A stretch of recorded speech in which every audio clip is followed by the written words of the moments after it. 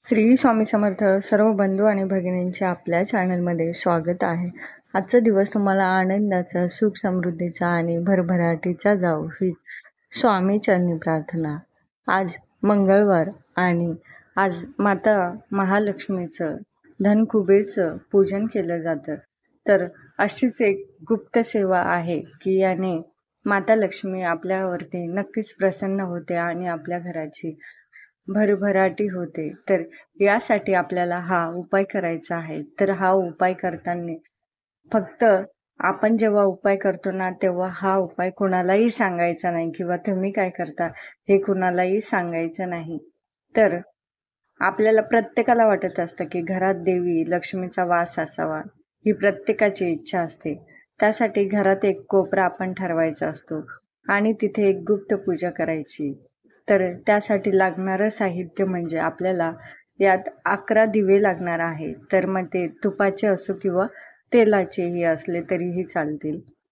त्यामध्ये अजून एक दूध साखरेचा आपल्याला नैवेद्य दाखवण्यासाठी दूध साखर पाहिजे. एक छोटा मातीचा कलश, अक्षता आणि पिवळी मोहरी, कुंकू व लाल वस्त्र या सर्व गोष्टी आपल्याला साहित्यामध्ये पाहिजे.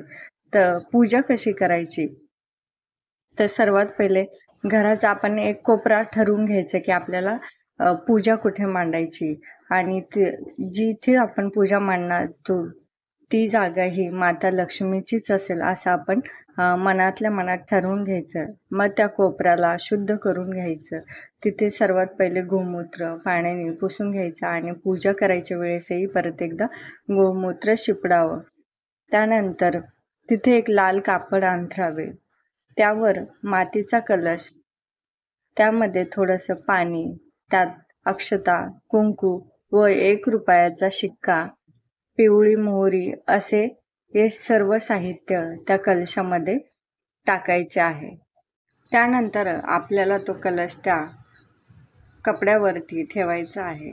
मग यानंतर आपल्याला कमलात्मक मंत्र किंवा मग 99 मंत्र किंवा तुम्हाला माता लक्ष्मीचा एखादा मंत्र येत असेल तर त्याच्यावरती आपल्याला साधारण 108 वेळा आपल्याला जप करायचा आहे. आणि जप केल्याच्या नंतर मग जे 11 दिवे आहेत ते प्रज्वलित करायचे आणि त्यानंतर मग आपल्याला दूध साखरेचा नैवेद्य दाखवायचा आहे. तर नैवेद्य दाखवताना भरीव चौकोन काढायचा, त्यावरती नैवेद्य ठेवायचा आणि 3 वेळेस आपल्याला तिथे पाणी फिरवायचं आहे. आता ही पूजा अतिशय गुप्तपणे करायची. ही पूजा करताना कुणालाही सांगायचं नाही की आपण ही पूजा करत आहोत. आपल्या घरातील लक्ष्मीचा हा कोपरा कोणता आणि आपण लक्ष्मीची कोणती गुप्त पूजा करतो हे सुद्धा कुणाला सांगायचं नाही. जर हे दुसऱ्यांना कळालं तर मग त्याचं पुण्य हे आपल्याला मिळणार नाही. तर ही सेवा आजच्या दिवशी तुम्ही नक्की करा. मग तुम्ही सायंकाळच्या वेळेला करा किंवा दुपारच्या वेळेस किंवा तुम्ही लक्ष्मीपूजन करत असाल त्याच्या बाजूलाही तुम्ही ही पूजा केली तरीही चालेल. आजचा व्हिडिओ आवडल्यास नक्की लाईक, शेअर आणि सबस्क्राईब करा. धन्यवाद. श्री स्वामी समर्थ.